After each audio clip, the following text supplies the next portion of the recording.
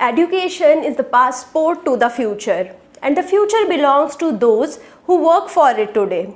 And if you also feel that providing education and sharing knowledge is not a duty, it's a gift, then according to me, you have already cleared the first criteria to become a professor, which is passion. So today in this video, I'll be talking about how to become a professor in an engineering college. So I'll be talking about the eligibility criteria, the detailed procedure in the case of government colleges, private colleges and affiliated colleges. And after that, I'll be talking about the salary structure and the benefits. Okay, so first of all, I'll be talking about the eligibility criteria. So in 10th, 12th and graduation, there is no such criteria, but try to maintain your academic record as good as possible. I'll be telling you why in the later section in this video. Okay, so in post-graduation, if you have the same branch in which you have done the graduation, like in my case, I have done my graduation in electronics and communication engineering and post-graduation in signal processing and digital design. Both are EC. Okay, so now you can switch also, but an EC student cannot switch to civil. So this is the criteria. And in post-graduation, you must have minimum 55% of marks to give the NET exam.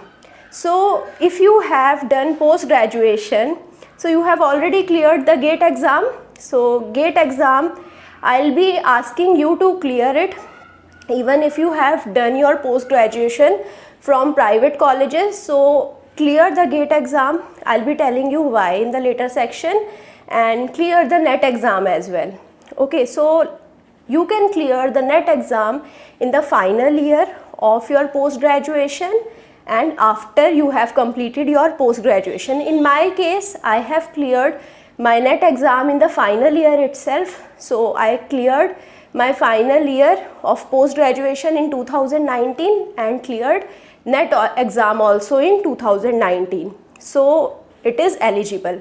Okay, so I'll prefer that clear NET exam also. Although it is not an eligibility criteria, still I would recommend you to clear it because of the competition. Okay, so now in the NET exam, there are two sections. So first exam is about teaching aptitude, research aptitude and general awareness. It has 50 questions, 2 marks each, so 100 marks. And the second part is having technical questions. So it has 100 questions, 2 marks each, so 200 questions. So if you want to clear it, it has two sections. First is JRF and second is assistant professor. So if you want to become a professor, assistant professor is enough, and to clear assistant professor you need around 50% of marks. Okay, but if you need to clear JRF also, so in the case of JRF you require at least 55 and above percentage of marks, and it may vary year to year. Okay, so now this was all about the NET exam. It is conducted by UGC, by National Testing Agency, that is NTA. Okay, so this is a very important exam and I would recommend that try to prepare for it from the first year of post-graduation itself. Okay, so this was all about the various exams and eligibility criteria. So now I'll be talking about the procedure of affiliated colleges. So like my college is KIT group of institution, it is affiliated college under AKTU. So it is APJ Abdul Kalam Technical University in UP. Okay, so now they have their procedure. Mine was a special case because it was a college placement. So in the first step, they have a written test or resume shortlisting. So you have to either do both of them or one of them. Okay, so in my case, resume shortlisting was there. Okay, after that you have the second round which is demonstration round. So in demonstration you have to go with a topic, so either you can explain the topic on the board or you can go with the PPT and explain with the help of the PPT. Okay, so now the third round is the panel interview. So in the panel interview there would be senior most members and they will be asking you questions which are technical as well as HR questions. So this was all about the interview process, and at the last the selected candidates list is released. So this is about affiliated colleges, and in the special case of mine the written test was not there, the resume shortlisting was there. The college came to my college for the placement. Okay, so now the next thing we'll talk about the government colleges. So in the government colleges, either you have to submit your documents, so there you have an academic record, teaching plus research experience. So according to the academic and teaching plus research records, you have different points. So like if I have first division in graduation, I'll be getting more marks than the second division person. So this is why I was saying maintain your academic records, and if you have cleared NET also, you'll get different marks. So you'll be awarded more marks for clearing NET exam as well. So this was the reason I was saying try to clear it. Okay, so in research, they'll be asking questions about your PhD. If you have enrolled and completed PhD, you'll be having more marks than the other candidate who has not enrolled and completed it. So you are at benefit. So now in teaching experience, the marks are allocated according to the number of years of experience. So now I hope it is clear how you fill the record. Either you have to give this record at the first place, or in some colleges what happen, they conduct the written test before this. So the first procedure is either the written test or this record. So if you clear the written test or your marks are greater than the cutoff marks, then you need to submit this record. Okay, so now whatever marks you are getting, so I said that pointers are there according to each thing, academic, research plus teaching. Generally it is 50-50, academic criteria, research plus teaching criteria, both are around 50% of marks, but it may vary according to college. In DU it is teaching plus research is 20, academic is 80, so it may vary.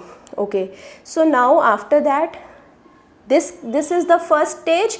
If you have cleared your written test and your marks are greater than the cutoff marks, then you submit this and your marks are normalized to around 50%.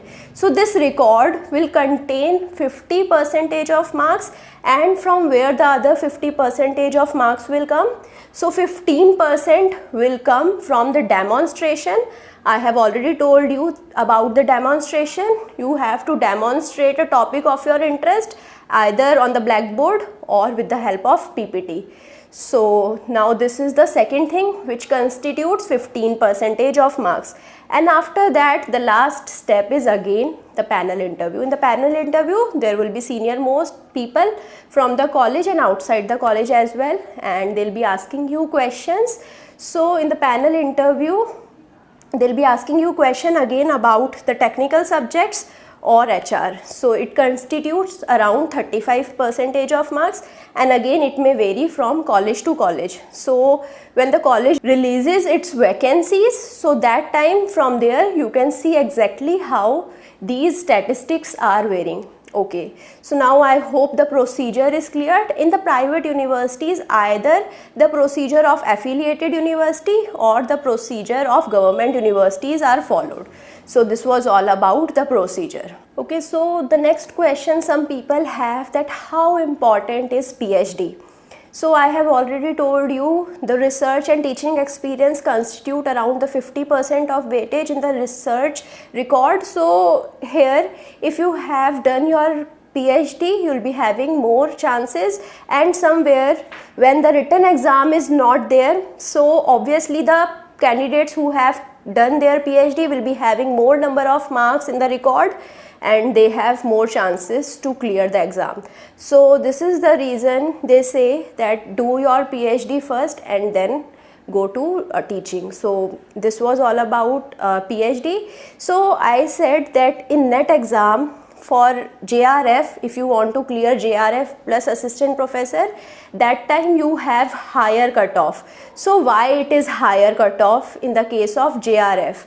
So if you clear assistant professor, you don't have a guaranteed job.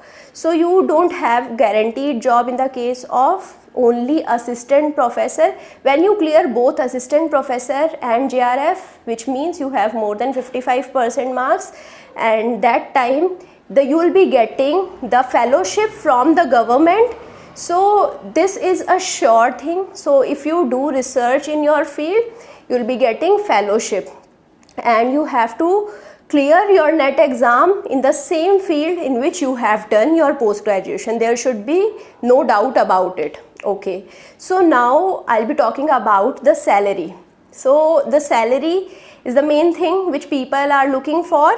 Okay, so if I talk about the good colleges, so the salary start from around 40k when you start from assistant professor, and when you enter a college you have to start from the assistant professor, then you get your appraisal and then you can upgrade to associate professor, but now it requires PhD. So again PhD is important here as well. So now after that you can upgrade to professor. So this is the journey to become a professor, and the salary for that goes in lakhs. So this was all about the salary. So now coming to the benefits.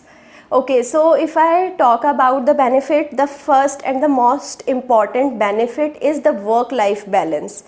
So you'll be having time to research about various things in your life, and you'll be having time to manage your personal and professional life. Okay, so this is the first benefit.